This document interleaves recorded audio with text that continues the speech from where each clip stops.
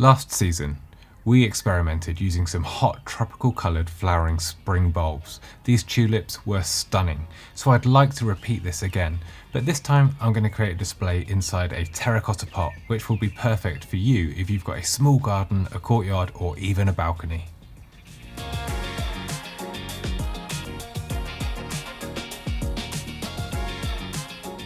In recent years, plant breeders have done a fantastic job introducing some new tulip cultivars. This is tulip red wave with its frilly, intensely coloured petals, and tulip DJ parrot that were both part of our display last season. Now, we actually planted these on the same week as Christmas because we saved a fortune by buying them in the late season sales. It did, however, mean that they flowered later in the year. So let's try and plant them a bit earlier this year. Now, as I said at the start of the video, we're going to use a terracotta pot with a dressing of gravel and grit at the bottom.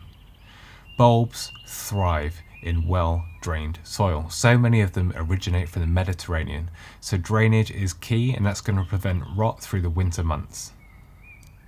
Terracotta pots are perfect as well, especially if they're unglazed, because they're going to allow that soil to breathe and any excess moisture to pass through the terracotta, which is perfect for things like bulbs. It can be a bit of a nightmare for large-leaved plants, but for bulbs it's absolutely what we're after.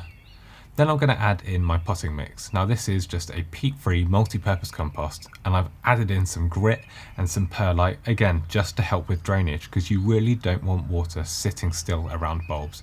It's going to cause that underground bulb, that underground storage organ, to rot, and that is not what we want. So make sure drainage is good, and that is really key for almost every single bulb that you can grow. Now, when I'm creating a bulb display in a pot, I like to fill the pot to the depth that the bulb needs to be planted, and then place my bulbs on top of the soil. This way, I can see the layout of the bulbs, I can use my imagination to think what the display might look like, and it's a much easier way to get creative. Now, this first bulb is a hyacinth. This is hyacinth woodstock, and it's going to have intense purple flowers, and I personally absolutely love the fragrance of hyacinths. They remind me of my granddad. He used to grow them at Christmas indoors, so it's something I'd love to grow in the garden. I know some people hate it, but it's my garden, and as I say to all of you, grow what you love, then you're going to love being in your garden. Then around this hyacinth, I'm going to add some iris. Now, these are irises that I grew last year. This one is Iris George, but this year I thought I'd try something similar but a little bit different. So I'm planting Iris Spot On.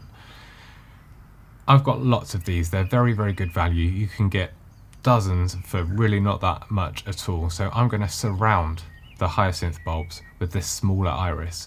And in my mind's eye, I'm seeing large hyacinth flowers push up through the soil.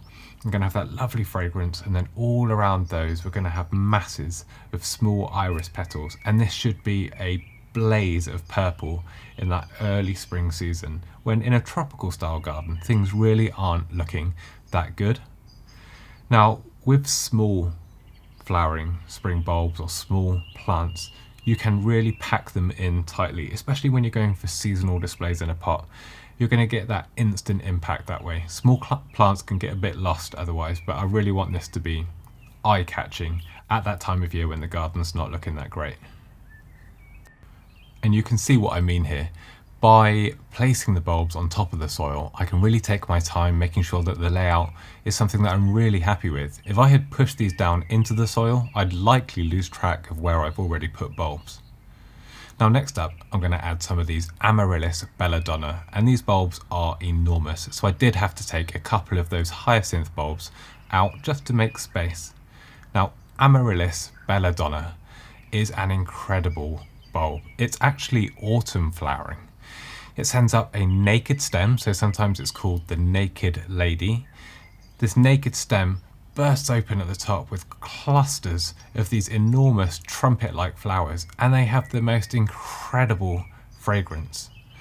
So I'm just gonna cover up the bulbs that I've already planted so that effectively they'll be buried to the depth that the planting instructions said on the packet. Now, for most bulbs, that's usually about 2 or 3 times their own depth. That's a good rule of thumb. But there are some bulbs that break this rule, and Amaryllis belladonna is one of those. So just like when you're growing irises and you want the rhizomes exposed and to be baked into the sun to induce flowering, Amaryllis belladonna loves to have the neck of the bulb exposed above the soil, and that's going to really help encourage it to flower as it bakes in the sun. So I'm just going to push this in between those larger hyacinth bulbs, and I'm going to leave that neck exposed so that hopefully we get those incredible pink flowers with that heady fragrance in autumn. Now I'm hoping by having some bulbs that come up in spring and some that come up in autumn, I'm creating one pot that has 2 seasons of interest, and both of those seasons tend to be ones where a tropical style garden doesn't look at its best. So if all goes well, in spring we'll have that intense blaze of purple with the fragrance of hyacinth and all of those really tropical looking petals of irises. The pot will then look relatively bare. In summer I might put some small bedding plants in here, maybe some salvias I can grow from seed to give it that summer interest. I'll remove those in autumn, and then the stems will push up from the Amaryllis belladonna with those incredible pink flowers. And I really hope this works, because I've seen people do bulb lasagnas where it's kind of a sequential display of spring flowering bulbs that some flower a bit earlier and some flower a bit later. But I very rarely see people do a bulb lasagna where you have a layer of spring flowering bulbs and then a layer of autumn flowering bulbs. And I think in a small space it just makes sense to have a pot that works for 2 seasons. Let me know if any of you have ever seen this before or have ever done it, and if you haven't, if this is inspiring you to have a go at creating a pot display that has 2 seasons of interest. Now these are popular plants that I think often get overlooked when it comes to tropical style gardening, but I think their colours, their shapes and their sizes mean that they deserve a place in tropical style gardens, and they can bring life earlier in the year when so many of us are getting impatient. So each week we're going to do Digging Deeper, where we look at the plant science behind a topic that we're talking about in the video. And seeing as we're planting a bulb lasagna this week, let's explore the science behind bulbs. Now, what is a bulb? If you haven't grown bulbs in your garden before, you've probably eaten them, because onions are bulbs. And they are compressed underground stems that act as a battery, a storage organ of sugars and starches and carbohydrates that enables a plant to emerge when climatic extremes have passed, something like drought or deep freezes. It enables a plant to become perennial, which means that a bulb is known as a perennating organ. Now, a bulb is made up of next year's leaves and flower buds. They're already inside of this bulb. They're ready to go. They're in there, which I think is incredible. There's really thick, starchy leaf bases or leaf scales, and then scales on the outside that act as protective layers. Now, on the base of a bulb is something called a basal plate, and that's the area that adventitious roots emerge. Now, when I say climatic extremes, what do I mean? The reason that a bulb needs to go dormant is to avoid extremes like winter freezes. And a bulb protects itself from winter freezes by being underground. The subterranean area is like a buffering zone. It stays much warmer than the ambient temperature upstairs above ground.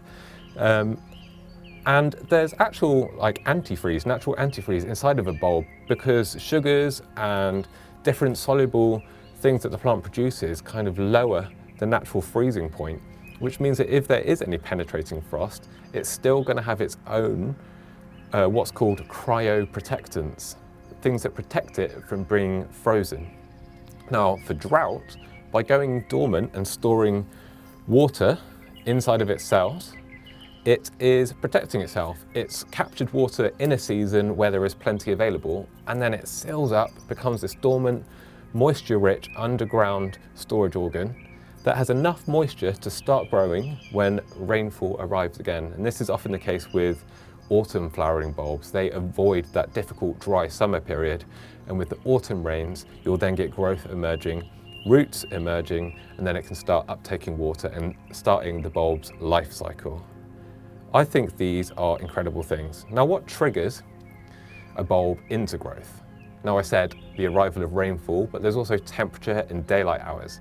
When the plant senses that the conditions are right for it to start growing, it will increase something called gibberellins, and that increases the metabolic rate. It allows cell division, cell elongation, which is how leaves grow and emerge, and the leaves and the flower that are already pre-formed inside here will emerge and start growing. And once those first leaves are out, it can photosynthesize, uptake water for any roots that it's grown, and start that season's life cycle. Now, the flower will get pollinated if it's successful. The leaves will be photosynthesizing, and they'll be charging up this underground battery for the following year, because remember, it's a perinating organ. So its goal is to help the plant survive every year, so it needs the foliage after flowering in order to survive. We've all had batteries in something around the home, perhaps a TV remote, and it's annoying when they go flat, it doesn't work. And it's the same thing with this. If you remove that foliage after flowering and you don't give the bulb time to recharge, it's not going to work. It won't flower next year. It will probably come up blind, which means it just comes up with foliage. So I know that we're all in a rush to cut a bulb's leaves off, to get it tidy so that we can plant the next thing. But wait until the bulb's leaves start to go yellow. That's a sign that something called abscisic acid has started to increase in the bulb, which means it's starting to enforce dormancy. And that's a sign that the bulb feels, you know what, I'm charged up enough now. I've produced next year's flower bud, I've got next year's foliage in here ready to go, and I've produced enough sugars, carbohydrates, I've stored moisture. I'm ready to go dormant, so cut off the foliage then, and the bulb will be dormant, and you'll know it's charged up for the following season, because you understand now what's going on underground, why this battery is so good, and you'll know that underground where the bulbs are, there's already the leaves and flower buds ready to come up the following season. Now, I hope you found that useful. I'm absolutely loving researching these topics and learning even more about my garden. I think it is really, really addictive. Now, hopefully you've enjoyed this week's video, and if you're going to make your own bulb lasagna, leave a comment and let me know what colour scheme you're going for, what plants you're going to put in, and I'd really love to know if some of you have been inspired to have a go at creating a display that's got spring bulbs and autumn flowering bulbs, so you get that growth and that colour at both ends of the season. Thank you so much for watching. Give this video a subscribe if you haven't already, and go and check out our website at growparadise.co.uk. There's a blog and there's loads of plant profiles there to help you get inspired and get some ideas for your own garden. Thanks again, and I'll see you in the next one.